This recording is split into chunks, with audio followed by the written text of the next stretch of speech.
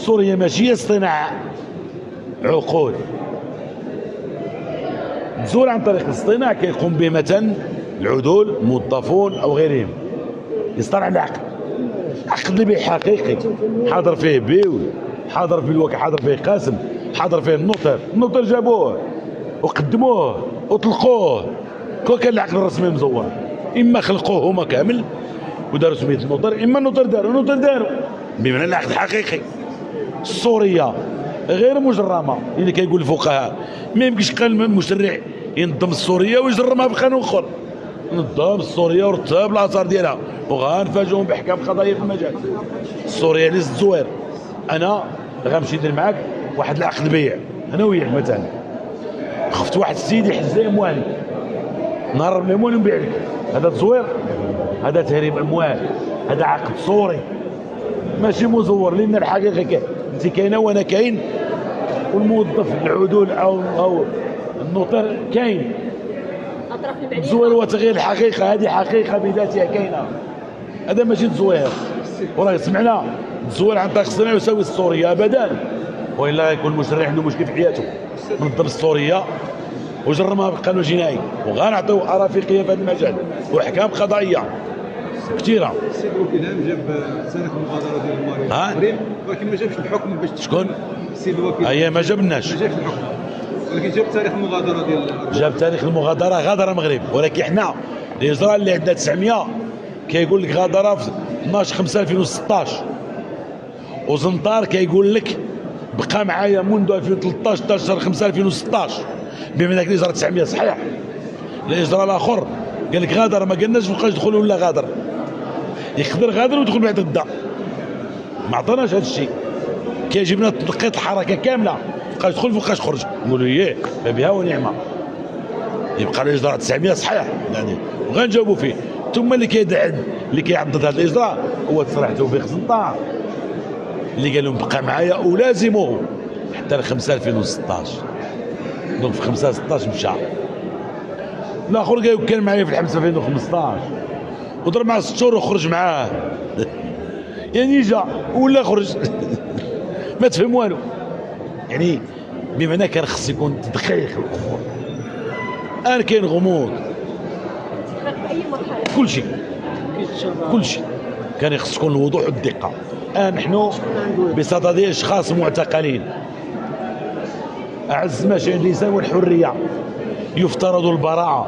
الاحكام كما يقال وهي قاعده قديمه تبنى على الجزم واليقين وليس الظن والتخمين او سوء الظن.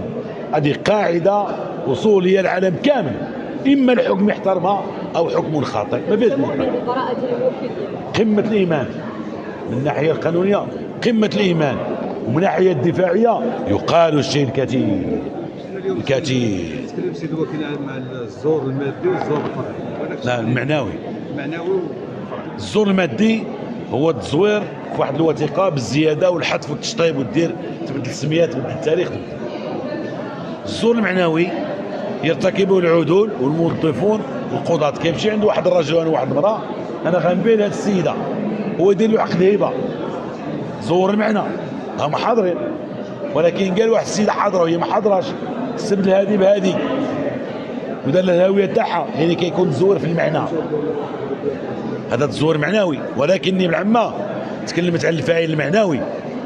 فانا اذا سخرت واحد الشخص غير مسؤول جنائيا، نقولوا مسطي، تروح دير النار ليه وضرب النار، انا الفاعل المعنوي هو فاعل مادي، ولكن خصو يكون هو فقيه. اما اذا كان واعي فما يمكنش نقولوا ان واحد الاشخاص هو فاعل معنوي. ديك التصرفات التحكميه اللي تعرضت عليها توقع السيده في وجده، هذاك الضابط كيفاش؟ واش هو عادي من الاهليه ولا؟ ذاك راه ضابط. متابعش شكون هو؟ ضابط. اما ضابط الضباط كاين بزاف. الرشوه دابا بيبي متابع بالرشوه، لان بعد 10 سنين الرشوه هذه بعد 10 سنين ما كايناش. شحال فيها؟ فيها واحد 4 ايام في السعيديه 600 درهم للدار الليله، 1200. واش خلص ما خلصش عاد يبقى السؤال. واخا مزيان تابعت بيه يعطي الرشوه بعد 10 سنين المهمة زات وسالات مقابلاش. الرشوة طبيب مقابل لاش. هذه كتسمى المكافأة اللاحقة. وقعت في المغرب ان واحد البنت تعرض لواحد الجريمه والضابط دز محضر، ومن بعد مده مشات تحكم، باه لقى باين البنت، لقى داك الضابط وعطاه واحد 1000 درهم حكم منشور.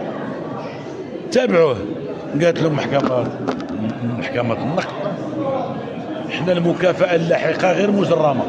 بعض الدول جرمتها، احنا غير مجرمة، هذيك مكافأة لاحقة ماشي رشوة لاحقة. عطاهم 200 خانف دون مقابل ما دخلش في الجريمة، ما كان مشكل. نزيدوا شويه المنطق. ملي كتابعني انا عاطي الرشوه لمن عاطيها؟ الموظف.